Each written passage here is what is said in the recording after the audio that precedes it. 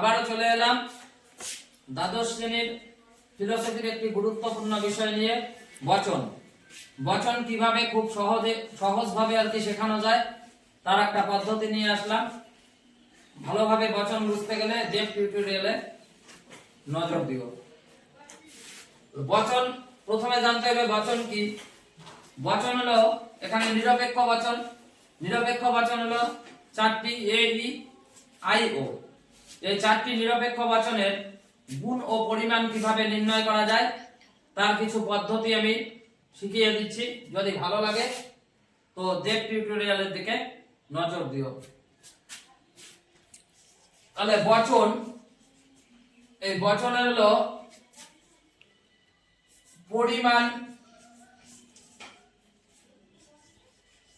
পরিমাণ আর হলো কি গুণ।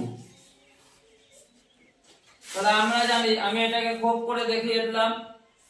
বচন হলো কি নিরপেক্ষ বচন এ ই আই ও।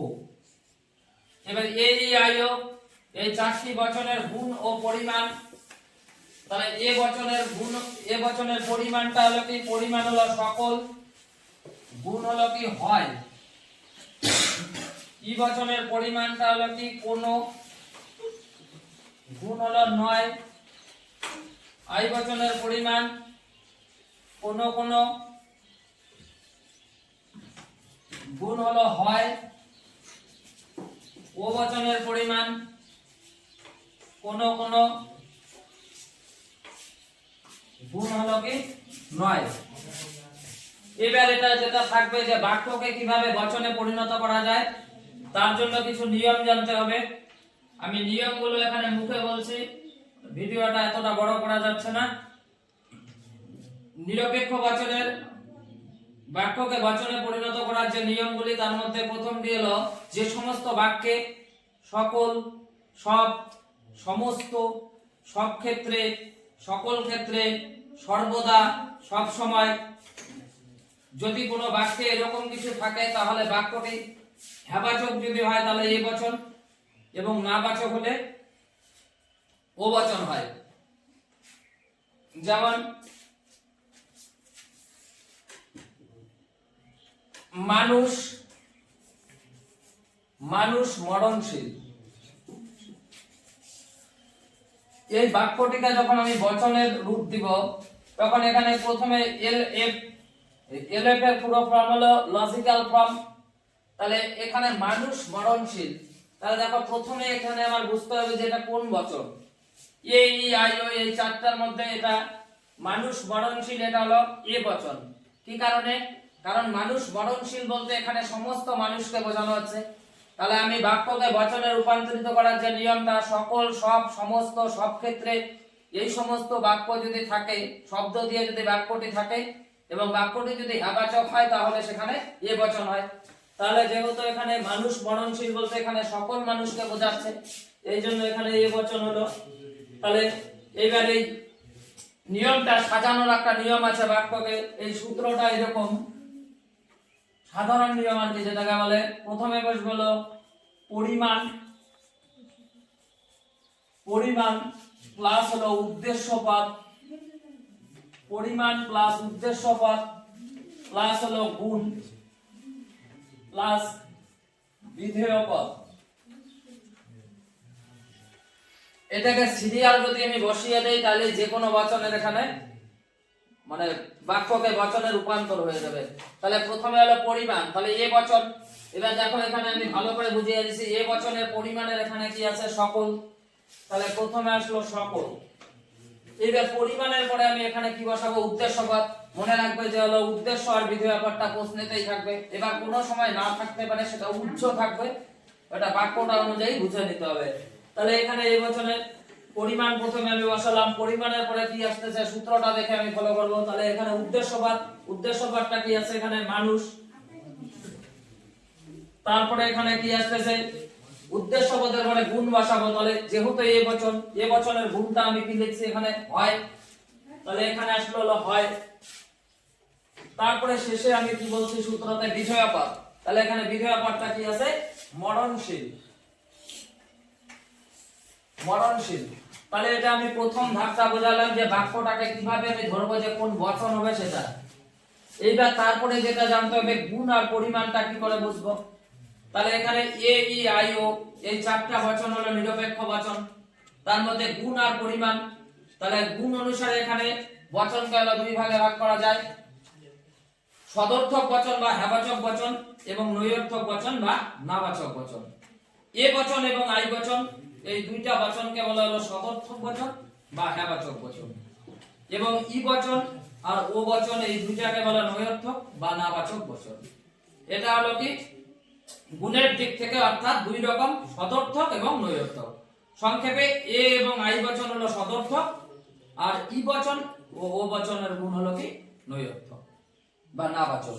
এবারে পরিমাণ যদি আমি বলি, পরিমাণকেও হলো দুই ভাগে ভাগ করা যায়, সামান্য বচন বা যার আরেক নাম হলো সার্বিক বচন এবং বিশেষ বচন। তাহলে এইবার এ ই এ বচন আর ই বচন এই দুইটা হলো সামান্য বচন, আই এবং ও বচন হলো কি বিশেষ বচন। এবার এই যে আমি এখানে যে বলছি, তাহলে এখানে বলা যায় যে এ ই হলো সামান্য বচন, সামান্য বচন, এবং আই কমা ও হলো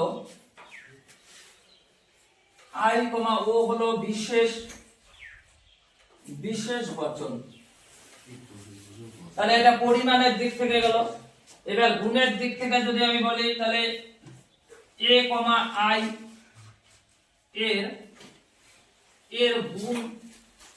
এর গুণ হলো সদর্থক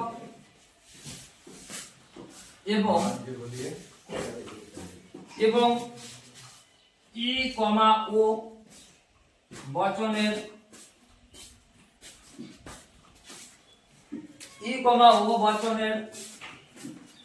গুণ নৈর্থক।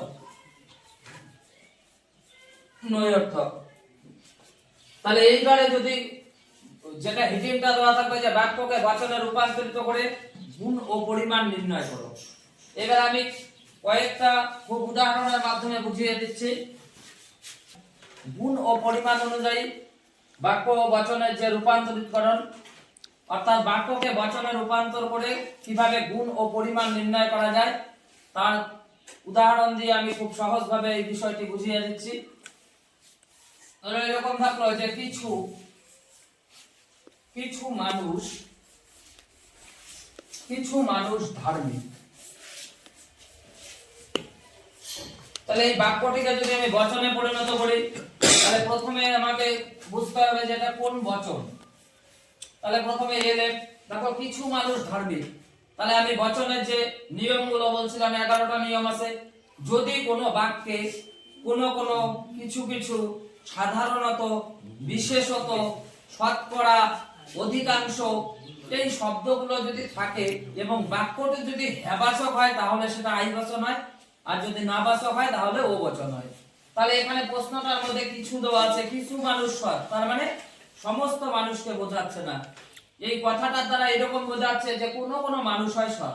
এবার আমি যে চার্টটা একটু আগে দিলাম গুণ আর পরিমাণের, সেখানে বুঝতে হবে যে কোনো বা কিছু এটা কোন বচনের ক্ষেত্রে আছে, আই বচন আর ও বচন। এইবার আমাকে তারপরে দেখতে হবে যে এই যে বাক্যটি যে আছে, বাক্যটি হ্যাবাচক না নাবাচক। যদি হ্যাবাচক হয় তাহলে আই বচন, আর যদি নাবাচক হয় তাহলে ও বচন। তাহলে এই বাক্যটা হলো কি আছে, হ্যাবাচক, কিছু মানুষ ধার্মিক।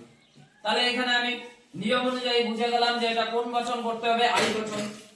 এইবার আমি সূত্রটা দিয়ে দিছি এখানে, যে পরিমাণ, তারপরে উদ্দেশ্যপদ, তারপরে গুণ, তারপরে বিধেয়পদ। এইবার আই বচনের পরিমাণটা আমি কি বলছিলাম,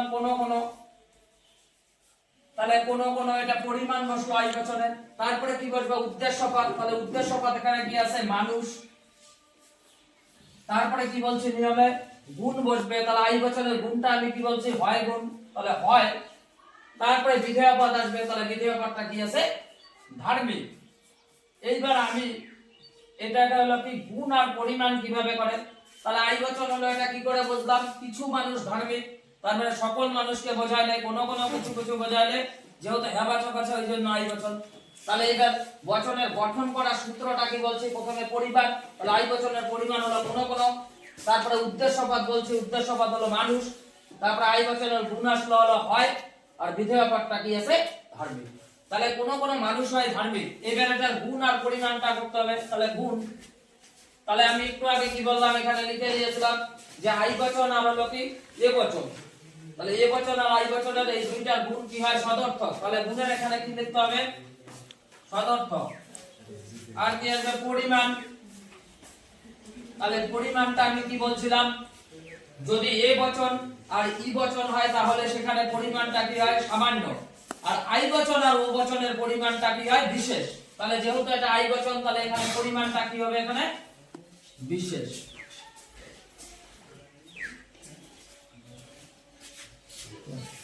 কোন এবার আরেকটি ব্যতিক্রমী উদাহরণ দিয়ে আমি বলছি, কেবলমাত্র একমাত্র এগুলো দিয়ে যদি থাকে কোনো প্রশ্নটা, তাহলে কেবলমাত্র একমাত্র এগুলা যদি থাকে তাহলে সেই বচনটা এ বচন হয় এবং উদ্দেশ্য পদ বিধেয়ের জায়গায় যায় আর বিধেয় পদ উদ্দেশ্য হয়। এবার এরকম একটা উদাহরণ ধরে বললাম যে কেবলমাত্র কেবলমাত্র কেবলমাত্র ধার্মিকরাই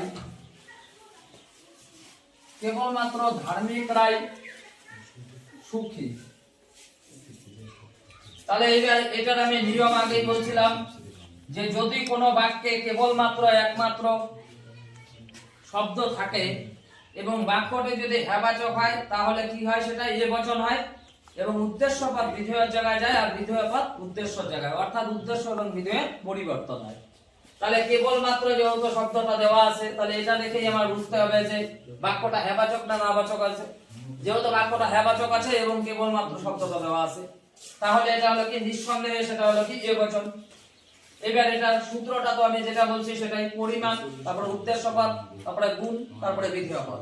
কিন্তু এটা একটা ব্যতিক্রমী উদাহরণ, মানে কেবলমাত্র একমাত্র এগুলো যদি দেওয়া থাকে তাহলে সেটা এ বচনই হবে, কিন্তু উদ্দেশ্য বিধেয়ের জায়গায় বিধেয় উদ্দেশ্যের জায়গায়। তাহলে এ বচন, তাহলে প্রথমে পরিমাণটা কি হবে সকল, এবার সকলের পরে কি হবে উদ্দেশ্য পদ। এবার মজার কথা হলো এখানে যেহেতু উদ্দেশ্য পদে কি আছে ধার্মিক আর সুখীটা আছে বিধেয় পদ, কিন্তু আমি কি বললাম যে কেবলমাত্র একমাত্র এগুলো যদি থাকে উদ্দেশ্য আর বিধেয়টা কি হবে চেঞ্জ হবে। তাহলে এখানে সুখীটা হলো আগে আসতেছে, তাহলে সকল সুখী ব্যক্তি, তাহলে এটা গেল। তারপরে কি আসবে এখানে গুণ, তাহলে এ বচনের গুণ হলো কি হয়, তারপরে বিধেয় পদ, কিন্তু এখানে কি বিধেয়টা উদ্দেশ্যের জায়গায় গেছে, উদ্দেশ্যটা কি আসবে বিধেয়ের জায়গায়, তাকে সকল সুখী ব্যক্তি হয় ধার্মিক। তাহলে এটারও কি হবে গুণ আর পরিমাণটা কিভাবে, তাহলে গুণ, তাহলে এ বচনের গুণ কি বলছিলাম আমি সদর্থক, কারণ এ বচন আর আই বচন হলো সদর্থক বচন। আর পরিমাণটা পরিমাণ তাহলে কি বলছিলাম যে এ বচন আর ই বচন যদি হয় তাহলে সেটাকে বলে সামান্য বচন, তাহলে এটা পরিমাণটা কি হবে যেহেতু এ বচন তাহলে এটা সামান্য। আর আজকের এই ক্লাসটি অর্থাৎ কিভাবে বাক্যকে বচন করা যায় তার যে নিয়ম এবং উদাহরণের মাধ্যমে বুঝিয়ে দিলাম। যদি কারো কোনো অসুবিধা থাকে কমেন্টে জানাবে, আমি সেই অসুবিধা সমাধান করার অবশ্যই চেষ্টা করব।